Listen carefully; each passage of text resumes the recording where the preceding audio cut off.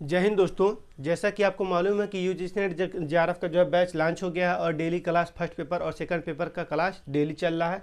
First paper की अगर बात करें तो शाम 3 बजे और सेकंड पेपर की अगर क्लास की बात करें तो सुबह 7:30 बजे जो है आपका क्लास डेली चल रहा है। तो जो है अगर हम बात करें इसके पहले जो है सेकंड पेपर में जो है हमने महासागरीय उच्चावच को, महासागरीय नीतल को जो है अच्छे से डिस्कस कर लिया, कोरल रीफ को अच्छे से अध्ययन कर लिया और साथ ही साथ ज्वार भाटा को अच्छे से हमने डिस्कस कर लिया। तो आज का जो हमारा टॉपिक है वो है महासागरीय जलधारा। महासागरीय जलधारा के साथ साथ अगर हम बात करें फर्स्ट पेपर का क्लास, तो फर्स्ट पेपर का क्लास आप जो है जरूर देखिए ताकि जो है फर्स्ट पेपर और सेकंड पेपर अच्छे से दोनों आपका कवर हो सके। तो अगर आप जो है स्टूडेंट ज्योग्राफी के हैं, जियोग्राफी के स्टूडेंट हैं, तो आप जो है ये जो है एक ग्लोब है, ग्लोब देख लीजिए। ऐसी जो हमारी अर्थ होती है। अगर हम बात करें जियोग्राफी के स्टूडेंट होने के साथ, तो जियोग्राफी के स्टूडेंट है तो आप जो है इंडिया का मैप, वर्ल्ड का मैप और अपने जो है स्टेट का मैप अपने जो है पास रख लीजिए जहाँ पर आप पढ़ाई करते हो वहाँ पर या अपने रूम में, ताकि जो उस मैप को अच्छे से लगातार देखते रहें और उसका लोकेशन जो भी आप पढ़ें उसका लोकेशन वहाँ पर तुरंत देख सकें। आप जो है ये मत सोचिए कि मोबाइल से हम देख लेंगे। मोबाइल जो बहुत अच्छी भी चीज़ है, बहुत बुरी भी चीज़ है। आप देख नहीं पाएंगे क्योंकि नोटिफिकेशन अलग अलग तरीके से आते रहते हैं, हमारा जो है दिमाग बहक जाता है। और ये रहेगा ऑफलाइन तो हम अच्छे से एक खोजेंगे, अगर नहीं मिलेगा तो दूसरा कुछ नज़र आ जाता है जो हमें बहुत पसंद आ जाता है। ये क्या चीज़ है इसके बारे में हमें जाननी चाहिए। ठीक, तो ऐसे जो है आप मैप के बारे में अच्छे से डीपली जान सकते हैं, समझ सकते हैं। ठीक, अब हम जानते हैं महासागरीय जलधारा की। महासागरीय जलधारा की अगर बात करें, जो महासागर में जलधारा बहती है, जो जब धारा आगे बढ़ती है उसी को हम जलधारा के नाम से जानते हैं। ठीक, अब हम इसके महत्व को जानेंगे। उसके बाद जो है इसके महत्व के साथ साथ जो है कितने प्रकार के जो है धारा होते हैं, कौन इंपॉर्टेंट, कौन सा गर्म जलधारा है और फिर कौन सी ठंडी जलधारा है, इसके बारे में पूरा डिस्कस करेंगे। ठीक, तो अगर हमारे चैनल पर आप नए हो तो प्लीज़ सब्सक्राइब कर दीजिए और बेल आइकन को प्रेस कर दीजिए। ये वीडियो अपने दोस्तों को शेयर जरूर कीजिए। ठीक, अगर हम बात करें महत्व की तो प्रत्यक्ष रूप से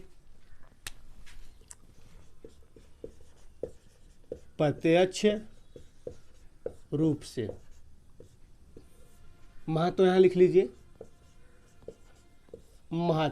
महत्व की अगर बात करें तो प्रत्यक्ष रूप से जो महत्व है वो स्थल खंड की जलवायु को प्रभावित करती है। क्या?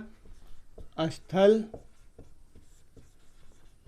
खंड की जलवायु को प्रभावित करती है। स्थल खंड की जलवायु को यह प्रभावित करती है। ठीक, और फिर अप्रत्यक्ष रूप से अगर बात करें,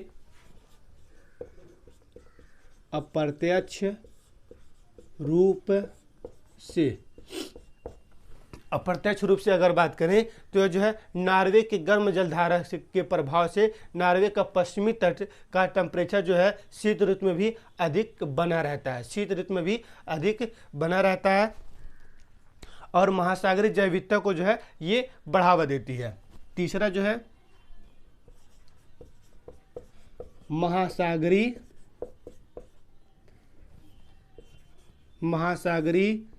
जैव विविधता को बढ़ावा देती है।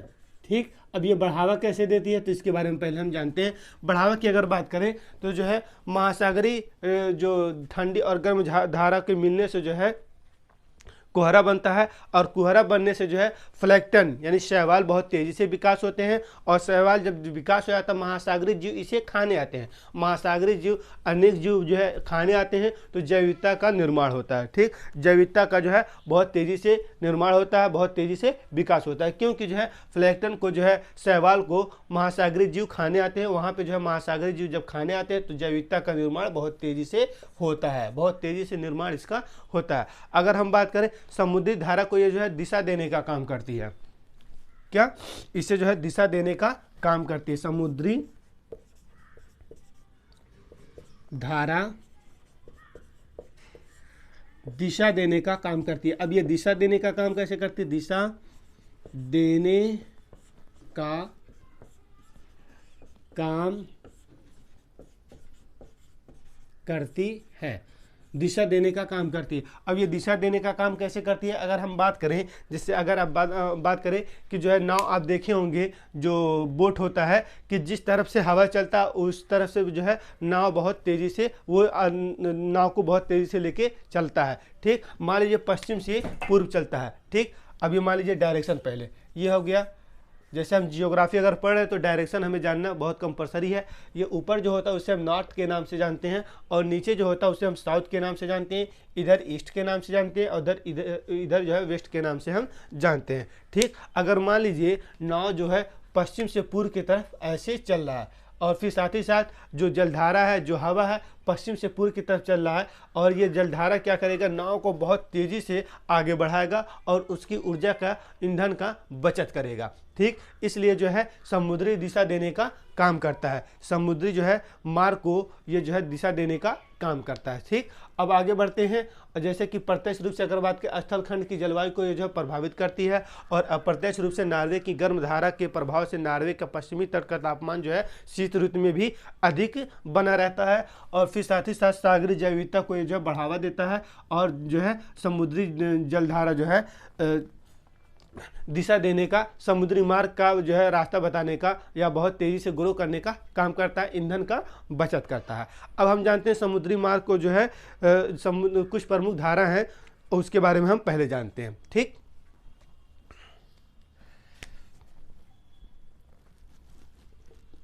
आप हेडिंग लिख लीजिए, कुछ प्रमुख धारा। कुछ प्रमुख धारा। कुछ प्रमुख धारा में पहला लिख लीजिए बेलाचली धारा,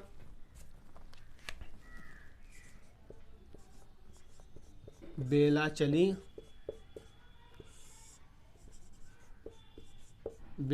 धारा और दूसरा है जिसे हम कहते हैं अधप्रवाह,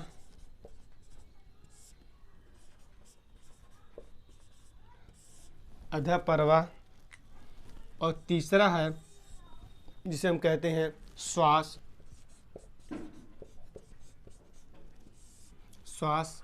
और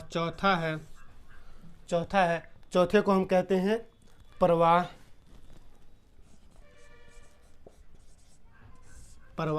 और पांचवे को कहते हैं हम स्ट्रीम।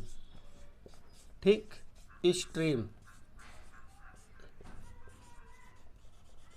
स्ट्रीम, ठीक, और इसे कहते हैं ड्रिफ्ट।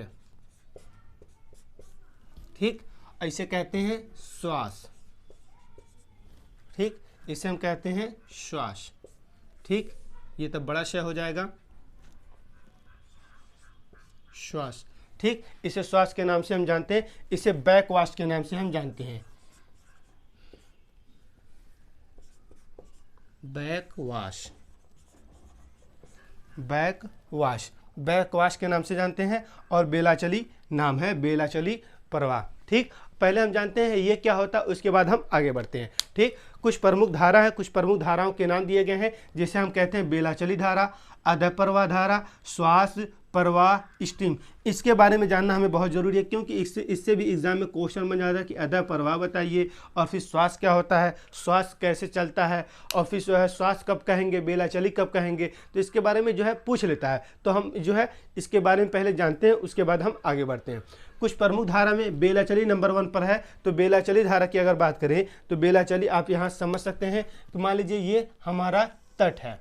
ठीक, समुद्र का तट है,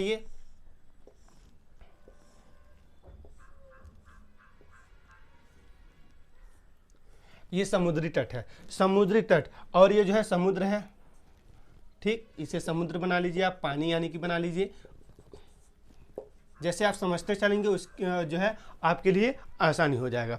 ठीक, अब ये जो है ये तट है, समुद्री तट, और फिर जो है ये समुद्र है, पानी है।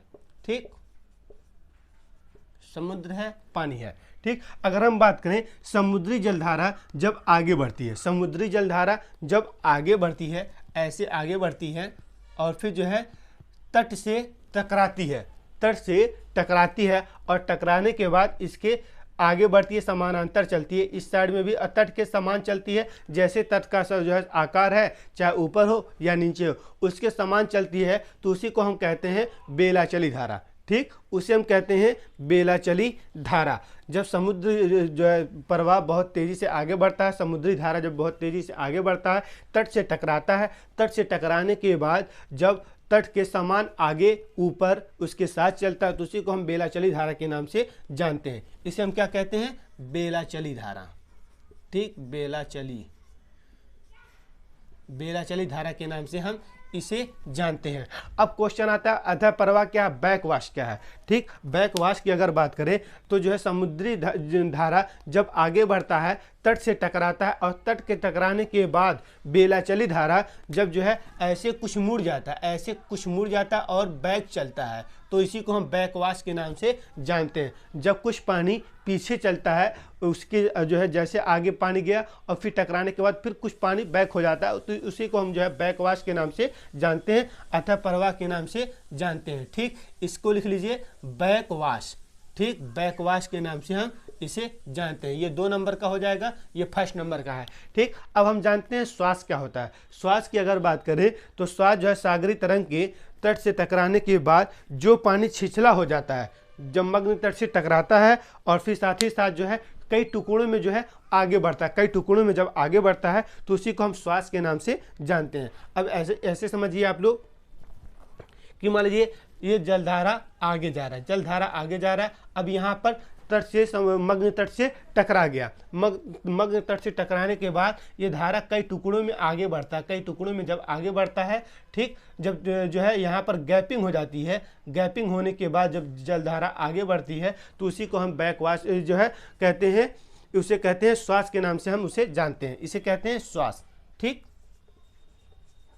इसे हम श्वास के नाम से 3rd नंबर के नाम से हम जानते हैं। और फिर बेला चली 1st पर है, जब समुद्री तट से टकराती है और समुद्र के तट के समान जो है समानांतर चलती है, उसी को हम बेला चली के नाम से जानते हैं। और कुछ पानी जब जलधारा बैक हो जाती है तो उसे बैक के नाम से, अधः प्रवाह के नाम से हम जानते हैं। और श्वास की अगर बात करें तो श्वास जो है जब जलधारा आगे बढ़ता है, मग्न तट से जब टकरा जाता है, मग्न तट से टकराने के बाद धारा आगे बढ़ता है, बीच में गैपिंग हो जाता है, तो उसी को हम श्वास के नाम से जानते हैं। अब हम जानते हैं प्रवाह किसे कहते हैं। ठीक, प्रवाह की अगर बात करें तो प्रवाह समुद्र के सबसे कम वेग और फिर जो है अस्पष्ट सीमा रेखा को जब प्रवाह आगे बढ़ता है तो उसी को जो हम कहते हैं प्रवाह। ठीक, जो है ड्रिफ्ट के नाम से उसे हम जानते हैं। ठीक, ऐसे समझिए, मान लीजिए ये समुद्र है, समुद्र का जो जलधारा है वो जो है आगे बढ़ रहा है, आगे बढ़ते हुए जो है उसका ना वेग पता चल रहा है और फिर जो है ना कुछ स्पष्ट सीमा पता चल रहा है, तो उसी को हम जो है ड्रिफ्ट के नाम से जानते हैं। जैसे समुद्र का जो है जल आगे बढ़ा, धारा आगे बढ़ रहा है, उसका वेग भी कम है, उसका बॉर्डर भी दिखाई नहीं दे रहा है कि ये कहाँ से धारा धीरे धीरे आ रहा है, उसका बॉर्डर भी पता नहीं चल रहा, इसका बॉर्डर कितना है, कितना आकार है, पता नहीं चल रहा, तो उसी को हम जो है ड्रिफ्ट के नाम से जानते हैं। अब हम जानते हैं स्ट्रीम क्या होता है। ऐसी धारा जिसके बॉर्डर पता चले, वेग भी बहुत तेज हो और फिर साथ ही साथ जो है उसका बॉर्डर देखने को मिले, पता चले, तो उसी को हम जो है स्ट्रीम के नाम से जानते हैं। अब हम जानते हैं जलधारा की उत्पत्ति को प्रभावित करने वाले कारक। उत्पत्ति को प्रभावित करने वाले कारक।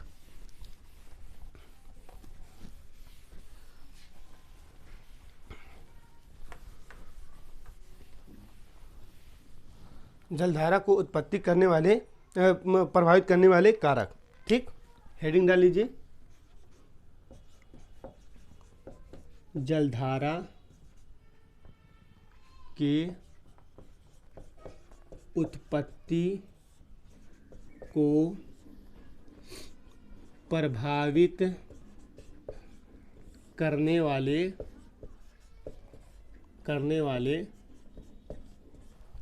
कारक।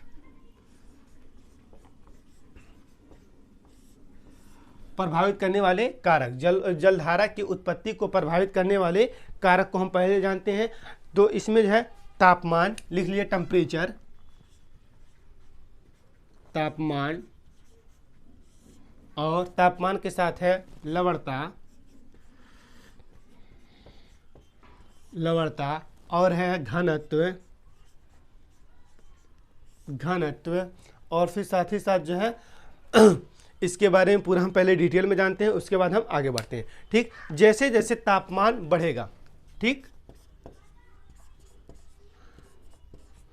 जैसे जैसे टेम्परेचर तापमान बढ़ता है, ठीक, वैसे वैसे जो है आपका आयतन जो है कम देखने को, आयतन जो है इसका बढ़ जाता है। ठीक, आयतन बढ़ जाता है। टेम्परेचर बढ़ा तो आयतन भी बढ़ जाता है और साथ ही साथ जो है जल स्तर भी इसका ग्रो होने को देखने को मिलता है। जल स्तर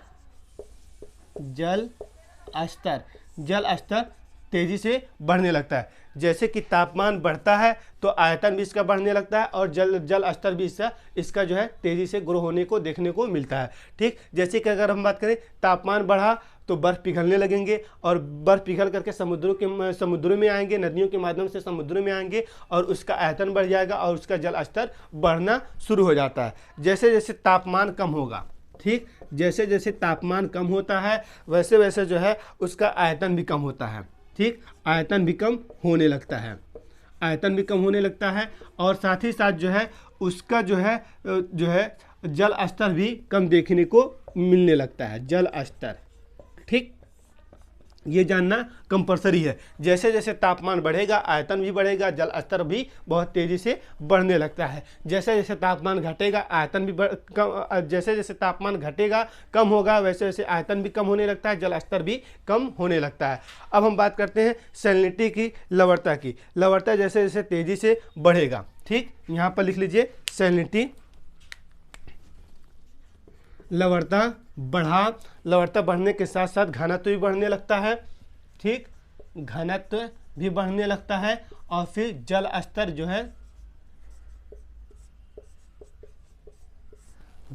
भी जो है आपको कम देखने को मिलता है। सैलिनिटी से जैसे जैसे लवणता बढ़ेगा घनत्व बढ़ेगा और सैलिनिटी जो है जल स्तर भी कम होने लगेगा। और फिर साथ ही साथ जो है लवणता घनत्व और फिर जो है एक थोड़ा सा और बता देते हैं, लवणता घनत्व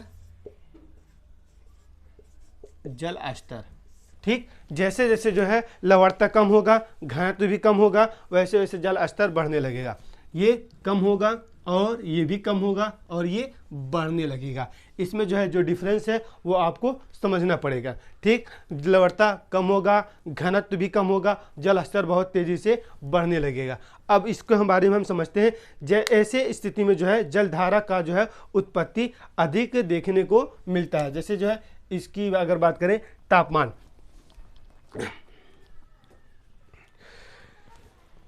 तापमान बढ़ा आयतन भी बढ़ा जल स्तर भी बढ़ने लगा, तापमान घटा आयतन भी घटने लगा जल स्तर भी घटने लगा। ठीक, ऐसी स्थिति में ऐसी जलधारा की उत्पत्ति जो है स्तर से कम के तरफ होने लगती है। जल स्तर की तरफ जो है कम, जैसे जो है इधर जो है कम हुआ तो इसकी जल स्तर की कमी देखने को मिलती है। ऐसी स्थिति में जो है आपका जल स्तर जो है ऐसी स्थिति में जब जो है लवणता अधिक होगा घनत्व अधिक होगा, जल स्तर कम होने लगेंगे, लवणता कम होगा घनत्व भी कम होगा, जल स्तर जो है बढ़ने लगेगा। ऐसी स्थिति में जो है जल स्तर बहुत तेज़ी से जो है जल स्तर इस तरीके से देखने को मिलता बढ़ने लगता है। ठीक, अब हम जानते हैं कि जो है जो गर्म धारा है और फिर जो है ठंडी धारा के बारे में, इसके बारे में हम डिस्कस करेंगे। साथ ही साथ अगर डिस्कस करने की बात करें तो सबसे पहले एक जो है आप अच्छे से, जैसे कि ये वो हमारा वर्ड है, हमारी पृथ्वी है और इस पृथ्वी का आप लोग जो है एक फिगर ले लीजिए यानी कि मैप ले लीजिए। उसके बाद जो है हम पूरा डिस्कस करेंगे, उसको लोकेट करते चलेंगे ताकि जो गर्म धारा और ठंडी धारा के बारे में अच्छे से जान सकें। ये टॉपिक आज यहीं तक ही रहेगा। ठीक, फर्स्ट पेपर की जो क्लास है आपको 3 बजे से देखने को मिल रही है और सेकंड पेपर की क्लास मॉर्निंग में 7:30 बजे से देखने को मिल रही है। तो दोनों क्लास अटेंड कीजिए और अगर नोट PDF चाहिए तो टेलीग्राम चैनल से जुड़ जाइए। और साथ ही साथ बात करें महासागरीय जलधारा की प्रत्यक्ष रूप से अप्रत्यक्ष रूप से और कुछ प्रमुख धारा थे उसके बारे में हमने अच्छे से अध्ययन कर लिया। कुछ इंपॉर्टेंट थे जो जैसे कि जैव विविधता का निर्माण करते हैं और समुद्री धारा को दिशा देने का काम करते हैं। और फिर जो है प्रभावित करने वाले कारक तापमान लवणता और घनत्व को हमने अच्छे से डिस्कस कर लिया। अच्छे से डिस्कस करने के बाद अब ये क्लास यहीं पे स्टॉप होगा और फिर जो है है, हम जो गर्म धारा है, जो ठंडी धारा है, इसके बारे में हम कल नेक्स्ट क्लास में डिस्कस करेंगे और डीपली डिस्कस करेंगे, ताकि आप जो है मैप लेके बैठें और उसमें लोकेट अच्छे से करते चलें। अभी इसी के साथ मिलते हैं नए वीडियो में, इसके पार्ट 2 में। तो आज के लिए यहीं तक, आज के लिए शुक्रिया।